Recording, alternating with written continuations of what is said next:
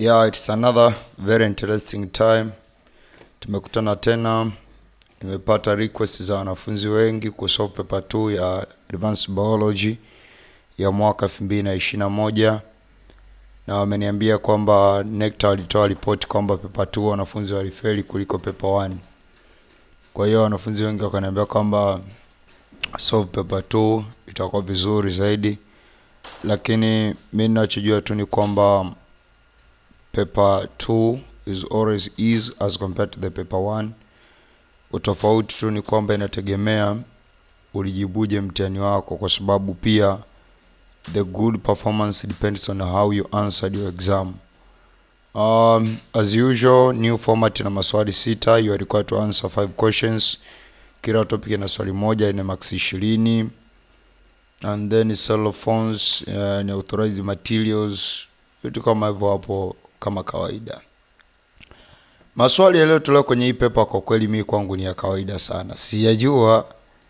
Sijajua labda might be to only me, lakini ukweli ni kwamba ya maswali ni ya kawaida sana. Utofauti huenda unaweza kawa ni kwamba most of teachers they use different teaching modalities to teach these topics. So sometimes tunaweza kutana na mwalimu ambaye anafundisha competence ndogo and finally blame mwanafunzi kwamba why did you fail the exam while the exam was easy. Lakini the teaching modalities of different teachers tend to vary. Yeah, the part of violence in my comparative notes, sijatype bado hizo notes, lakini tukishasoma hapa swali la kwanza, question number 1A, viruses are considered to be non-living entities. Justify this statement by giving their 5 non-living characteristics. And B, give one example in each case. Describe 10 economic importances of protoctists. One example in each case. It looks like question A it has 10 marks and B has 10 marks, but no problem if B will have maybe 15 marks and A will have maybe 5 marks. Viruses are said to be non-living or considered to be non-living. Justify this statement by giving their 5 non-living characteristics. The characteristics of viruses as non-living. Viruses as non-living, kwanza they lack cell structure, they lack organelles and cytoplasm. Viruses can only reproduce when inside a host cell, so they cannot survive outside. You can add more explanation regarding this as for how much you understand or for how much you are competent. You can add more explanation, but the important point is the virus can crystallize, so they can become crystal. While we always know that the living organisms or the living matter, living matter always do not crystallize. And finally, viruses do not carry out most of the important metabolic processes. They do not carry out most of the metabolic important processes, and thus they cannot survive on their own outside of the host cell. Actually ni kwamba kuna mambo mengi ambayo sijapitia vizuri kitabu cha TAI form 5, but I'm not sure kama hizo points ziko kwenye kitabu cha TAI. I am not sure. Sijapitia vizuri lakini I am not sure kama zipo. Kama zipo, asante Mungu, lakini kama hazipo, tunasema that the problem with our syllabuses and the way watu wanafanya kwamba the exams composed they are more competent as compared to the notes. Notes ziko quite simple and then the exams they are competent. Question B required the economic importance of kingdom protoctista. We have many of them, hata kama nyingine usipoambiwa. Tunavyokuwa tunasoma hizi phylum of kingdom protoctista, tunasoma vitu mbalimbali, but regarding the economic importance of kingdom protoctista tunazo nyingi sana economic importance. hapa zimewekwa 8 advantages of kingdom protoctista, but also we have the disadvantages. And remember the question which asks us about economic importance, it includes advantages and also disadvantages, and we need one example in each case. Oh, that's very interesting. Let's start with the disadvantages. Most of them are parasite and cause diseases. That's very easy to give example. We have trypanosoma, which causes sleeping sickness in human. Sleeping sickness is sometimes called the African trypanosomiasis. Unaona, there is also the Chagas disease, which is American trypanosomiasis. Kuna trypanosoma America na trypanosoma wa Africa. Kuna trypanosoma Africa, kuna trypanosoma gambiensis, trypanosoma rhodensis. Marekani kuna trypanosoma cruzi. And the way these trypanosoma they look on a microscope, it's different from one category and another. Tutaenda kusoma kwenye MD second year. Lakini pia plasmodium, which cause malaria in human, very easy. Phytophthora infestant, which cause potato blight in potatoes. Unaona. Lakini pia excessive growth of algae in water bodies cause disturbance to aquatic life. That's already mentioned example. It's algae, excessive growth of algae. Unaona, inapelekea disturbance. Tukienda kuangalia advantages of kingdom protoctista, also we have many of them, nyingi tu. Advantages of kingdom protoctista, they are used as the source of food for human and aquatic organisms such as algae. Samaki wengi wanakula algae, wana consume. Number 2, green algae such as Spirulina, they act as the primary producer katika aquatic ecosystem. Green algae such as Spirulina, you see. Kwa hiyo unakuwa unaona hapo kwamba green algae tumeshamtaja Spirulina, that's example. Algae produce oxygen during photosynthesis. This oxygen is very important for animal to carry out respiration. Tayari tumeshamtaja nani? Algae, it's an example. They help in carbon dioxide fixation such as algae, since they use carbon dioxide during photosynthesis. Algae may be used as fertilizers on coastal areas. Unaona, algae tumeshamtaja. Unicellular green algae such as chlorella are easily to cultivate and can be used as the source of single cell protein for human consumption. Derivatives of alginic acid found in the cell wall of many brown algae, the non-toxic and readily form gels that can be used thickeners in many products such as ice creams, polishes, medicine, and paints.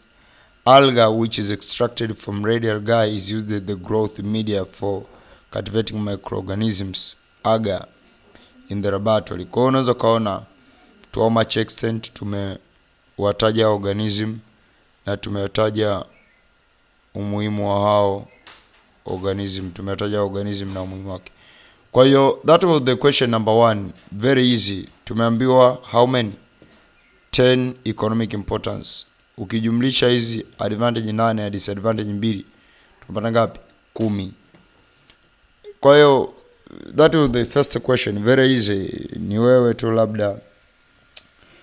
It's true kwamba kulimember zote ni kazi, lakini economic importance hizi wakati mwingine hatutaji tu kwa sababu ya kuzikumbuka zote, bali tunataja kwa experience kwamba labda green algae atafix carbon dioxide.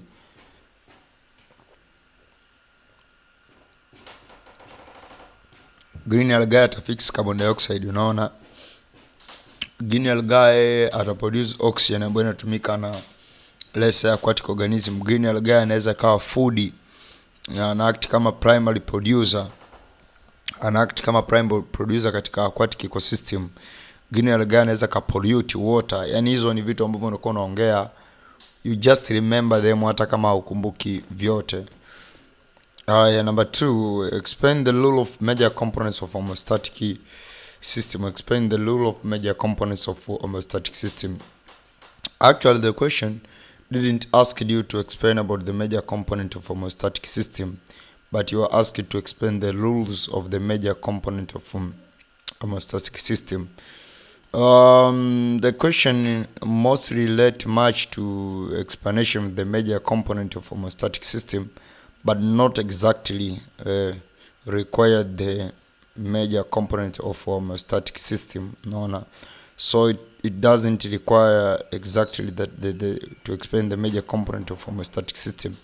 Lakini we cannot explain the rule of something which we don't know. Unaona, hauwezi ku explain kitu ambacho haukijui. Kwa hiyo in this question I suggest that at first you are required to explain what is a component of homeostatic system, and even if you are able to explain the components of homeostatic system themselves. So first it's better if you explain the components of homeostatic system, and then later, after explaining the components of homeostatic system, later you are starting to explain the rules of those components, or you're explaining the component and the rule of each component of homeostatic system. When you are talking of the component of homeostatic system, we are talking of the 6 things: the input of this or the stimulus, the receptor or the detector, then kuna regulator, regulator, controller au coordinator. Haya ni majina mbalimbali ambayo yanatumika. Kuna effector, kuna output au response, kuna feedback loop. Naona. Now, what are their rules? Now, every part it has its own rule. For example, when you are talking of the stimulus, these are the changes in the environment of the organism or internal environment, which its changes can be influenced by the external environment. Simply, these are the changes from the reference point or resting condition. Stimulus is very important because homeostasis cannot be achieved if there is no stimulus. There must be a stimulus from the environment. So it's good if you explain the component and then you state the importance of the component. How do you know the importance of the component? Hapo ni very easy tu, ni kujua kwamba ili homeostasis iweze kufikiwa each kitu kina umuhimu gani. For example, hatuwezi kufikia homeostasis kama hatuna component moja hapo kati ya hizo. Unaona? Stimulus, it's important. Actually, ukielezea tu hiyo kwamba stimulus is the changes in environment of an organism, hiyo tu peke yake hiyo nayo ni rule, lakini it's better pale chini ukaandika the importance of stimulus or the rule of stimulus in homeostasis. Homeostasis cannot be achieved if there is no stimulus. Stimulus ndicho kitu ambacho kina cause variation, yani hauwezi kusema narekebisha kitu wakati hakikuharibika. Stimulus ni kama kuharibu kitu, unaona, na kile kitu kisharibika ndipo baadaye unakuja kufanya kutengeneza. But also receptor, kushaelezea receptor, what is the importance of receptor? Receptor, they are very important because kile kitu kilichoharibika, which is the stimulus or the input, cannot be sent to the body or the body cannot recognize it if there is no receptor which detect it, the receptor or the detector. So the detector is important because it detects the change. Assume if the body temperature rises and there is no any detector which detect the change, which the rise in body temperature, what would happen? That means some of the body parts will stop to function, and finally what will experience is the death of some of the body parts. Why? The reason behind is because the temperature is raised, but due to rise of the temperature, the body has not detected that rise in temperature. And if the body does not detect the rise in temperature, that means that can lead to death of different parts of the body or the denaturation of the enzymes. You see? Kwa hiyo, what we are talking here ni kwamba the receptors or the detectors, they are very important because they detect the change or they detect the stimulus. That's the importance of the detector. The regulator, controller, or coordinator, or control center, what is the importance is that they tend to regulate after the change has been detected. It is sent to the central nervous system, and then the central nervous system tend to interpret the change and see what they can do in order to regulate the system and bring it back to normal. Unaona? So these are the organ or tissue which sets the sequence of the events. Actually, on explaining only what is the receptor or regulator or the controller, I mean on explaining what that component, we are exactly explaining even its role at the same time. Kwa hiyo that's the way unaweza ukawa umeona jinsi ambavyo research tumeeleza. And B, describe how hypothalamus control body temperature in human body. That's one among the very easiest question in a body temperature regulation, and the one among the very common question. Nitashangaa kama kuna mtu lilimshinda kufanya swali kama hilo, kwa sababu kitakuwa ni moja kati ya kitu ambacho kitanishangaza. Rule of hypothalamus, very easy. Ni kuelezea tu, yani role of hypothalamus. Very easy question. It is somehow long but it is easy kuelezea tu kwamba hypothalamus ni part fulani ya brain. Unaanza kuelezea hypothalamus, it has two center, the heat gain, the heat loss center na response. Heat gain center inapelekea response zipi, heat loss center inapelekea response zipi. Actually ili swali hata kama likiwa na max 15 au hata 20 zote unaweza kuzipata, kwa sababu it has a lot of answers. Ukianzia kuelezea what is hypothalamus, where hypothalamus is located in the brain, ukishatoka kuelezea where hypothalamus is located in the brain, you are going to explain the heat gain and the heat loss center of the hypothalamus, responses to cold condition and responses to hot condition.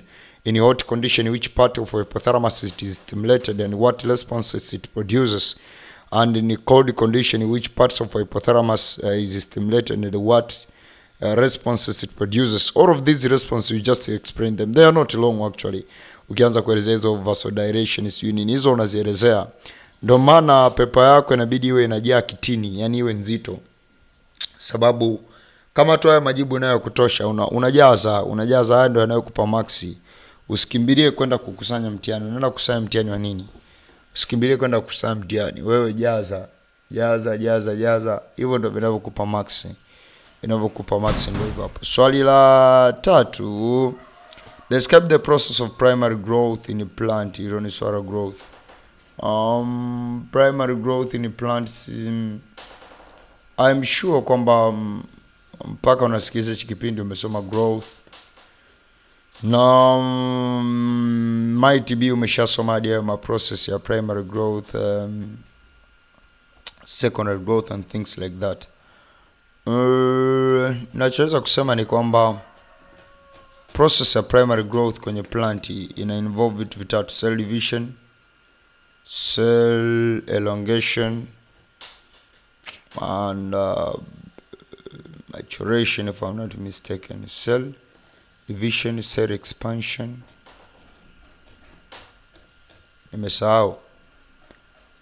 Okay, anyway, ngoja nirudi hapo kwenye notes zangu kidogo tuone primary growth types of meristem. Primary growth in plants. Primary growth in plant: apical meristems, apical meristem and primary growth. Typical apical meristem cell is relatively small cuboid. Angalia, the cells are called initials. When they divide by mitosis, one daughter cell remain in the meristem while the other increase in size, differentiate to become part of the permanent. So as seen earlier, apical meristem and meristem that occur, yote ni mechanism of primary growth. Na hapa chini patakiwa pawe na diagram yake. Hapa kuna diagram ambayo iko kwenye BIOS. Mechanism of primary growth hii hapa inaelezewa. Yeah, this is the diagram of the mechanism of primary growth. You see this mechanism. Firstly, the meristematic cell undergo repeated mitotic division. Then unaona hizo vacuole mpaka nafika pale. Unaona. There is this problem with the students ambao huwa wanaamini kwamba hili swali mbona max nyingi sana, nitajibuje? Wewe jibu ulichotakiwa kujibu. Basi jibu ulichotakiwa kujibu.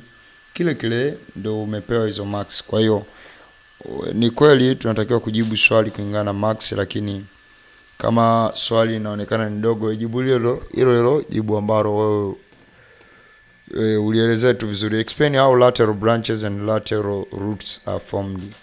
Lateral branches pamoja na lateral roots. Concept of apical dominance, intercalary meristem. Kuna mahali, if I'm not mistaken, kumeelezea lateral meristems. Lateral meristem in the side of the plant body which are laterally situated in other parts of the plant parallel with the long axis of the organs. They occur the cell cylinder towards the outer part of the stem and they are responsible for the secondary growth of the plant. Types of lateral meristem. Okay, concept of apical dominance nadhani imeelezea kidogo. Apical dominance and formation of the lateral branches.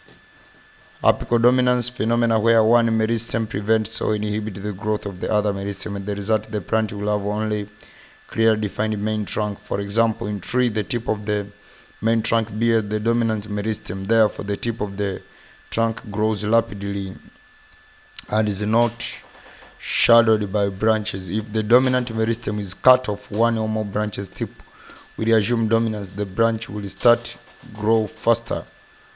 The mechanism of apical dominance is based on the apical meristem and the transported towards the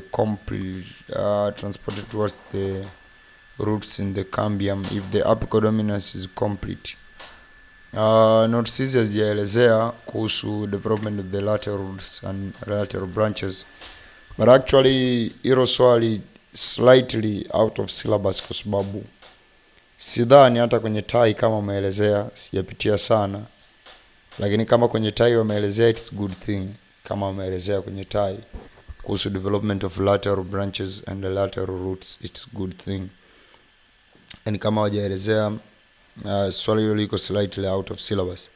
Kipindi kijacho tutamalizia na swali la 4, la 5 na la 6. Thank you.